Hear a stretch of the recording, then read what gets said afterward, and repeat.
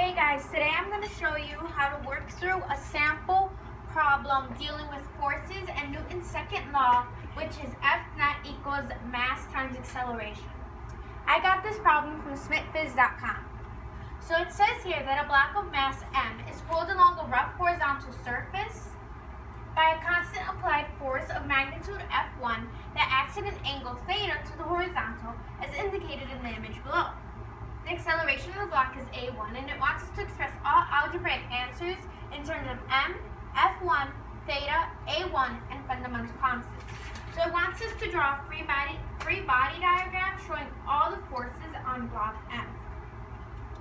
So we know automatically that normal force is working on it because of the surface right here. Anytime an object is placed on top of the surface is going to exert a normal force on the object. In this case, normal force always works perpendicular to the surface. In this case, the normal force is going to work straight upwards.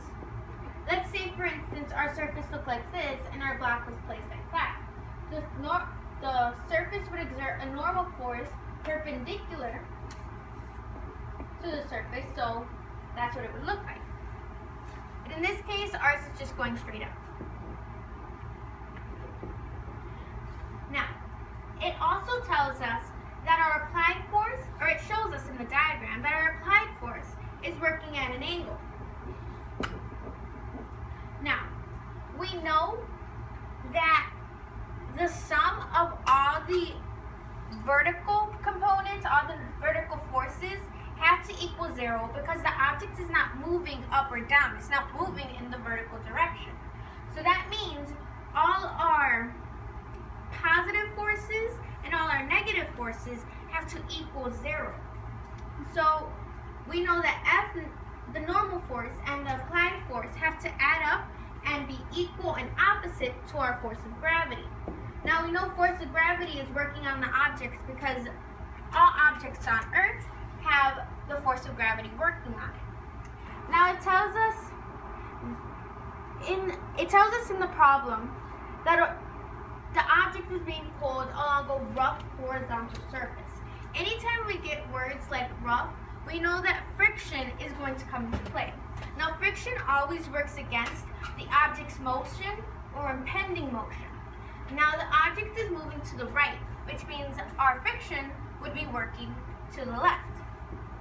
Our frictional force is going to be a little less than our applied force's x component because we know that our applied force is stronger than the frictional force because the object is moving to the right. If the frictional force was stronger than the applied force, then the object wouldn't be moving at all.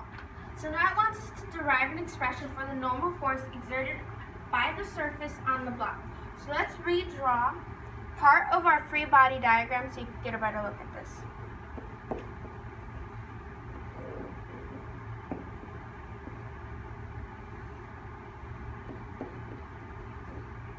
Okay, now we know that our applied force is going to have an x component and a y component because it is working at an angle.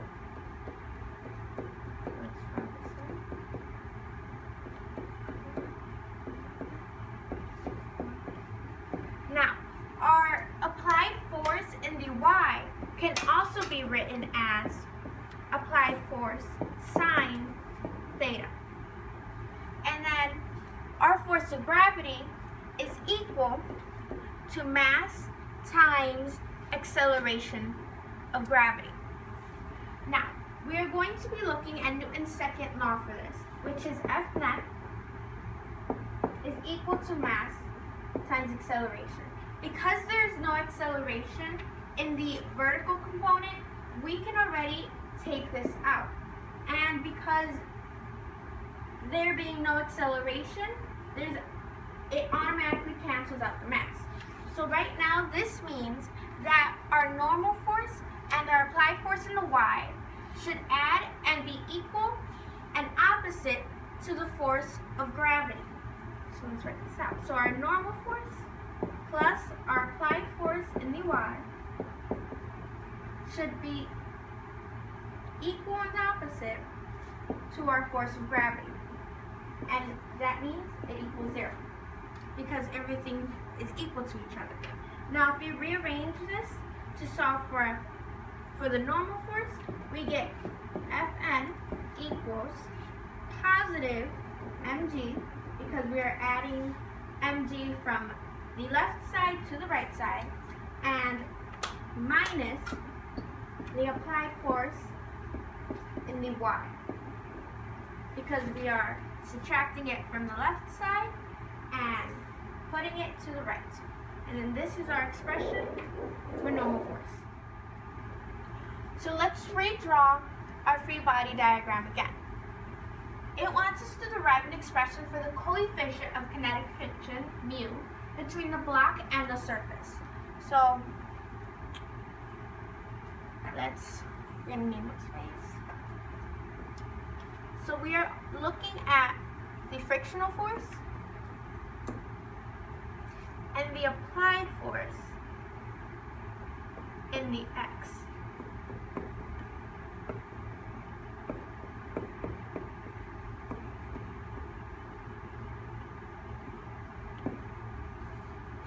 So let's draw this in as well. So we also know that the applied force in the x can also be written as the applied force cosine theta. And we also know that the frictional force can be written as mu times normal force.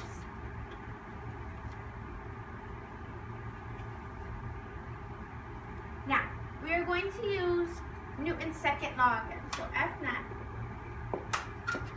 equals mass times acceleration. However, in this case, the block is moving to the right, so we know that there's going to be acceleration. Now, we are going to put in all our components in the x direction. So that is our applied force in the x minus our frictional force, which is mu times normal force.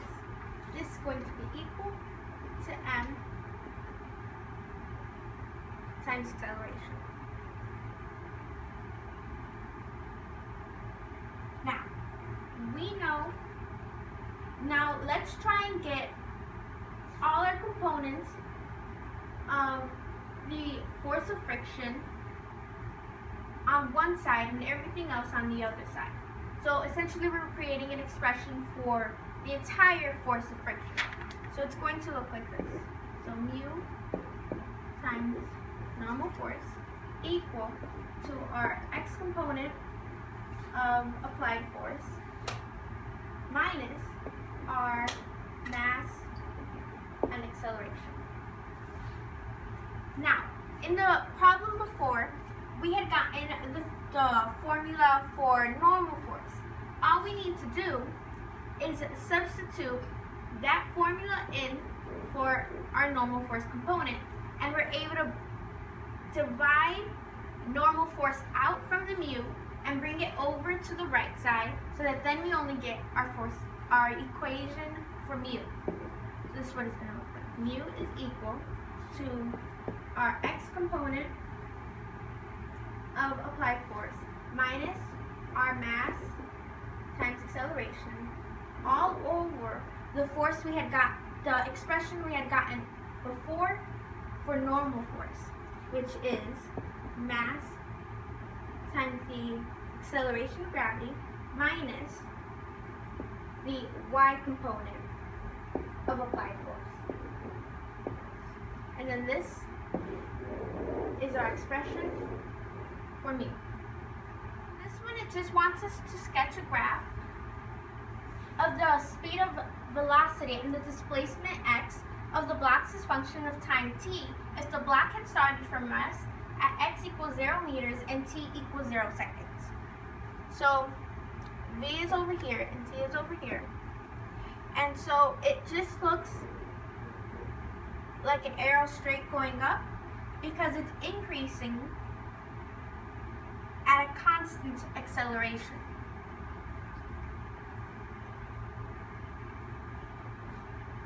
for this one, we're looking at displacement in time. And it's going to look like this because it is increasing in velocity. It tells us that if the applied force is large enough, the block will lose contact with the surface. We have to derive an expression for the magnitude of the greatest acceleration, A max, that the block can have and still maintain contact with the ground. Now for the block to lose contact with the ground, the normal force would have to be 0, which means that the frictional force would also be 0. It is when the normal force is 0 that the mass acceleration has been reached.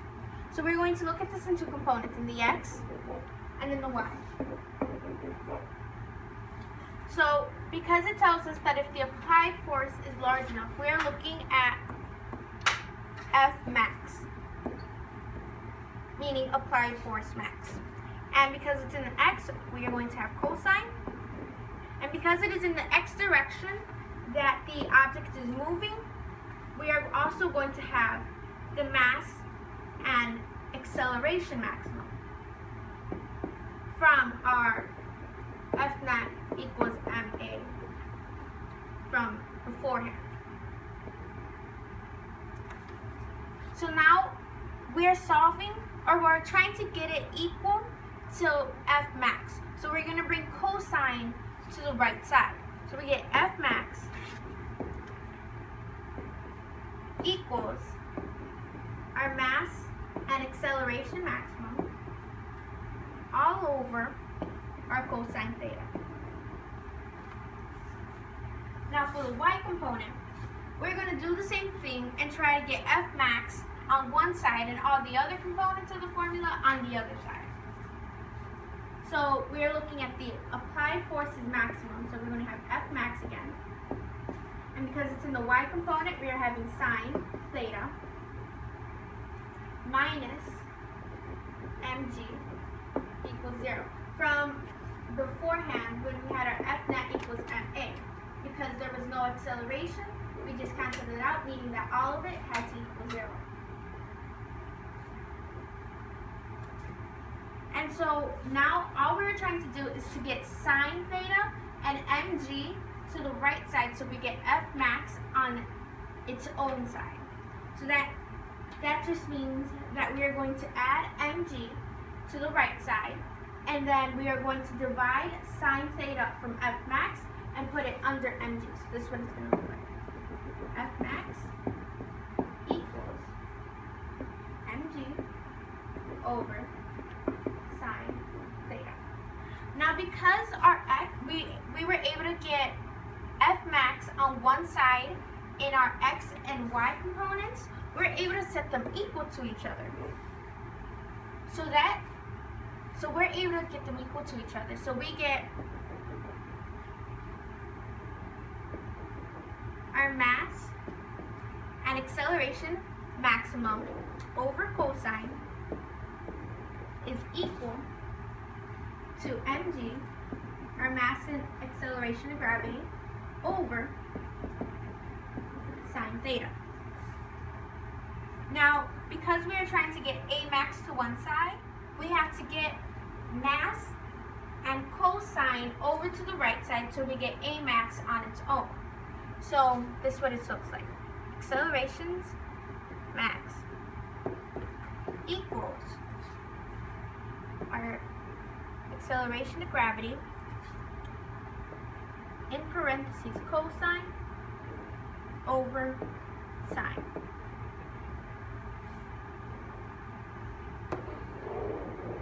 And that is our formula for accelerations maximum.